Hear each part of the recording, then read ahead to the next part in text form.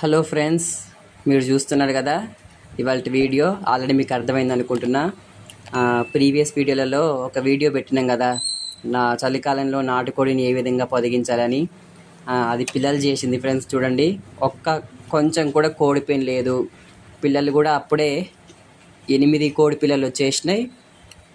అలాగే 5 గుడ్లు ముక్కేసినాయి అన్నమాట. చూస్తున్నారు కదా, మొత్తం కూడా ఇప్పుడిప్పుడే వస్తున్నాయి పిల్లలన్నీ. మీకు కనపడుతుందో కనపడట్లేదో తెలియదు. ఇప్పుడిప్పుడే అవన్నీ ముక్కేస్తున్నాయి అన్నమాట. మొత్తం కూడా కోడిపైన అయితే అస్సలు లేదు ఫ్రెండ్స్.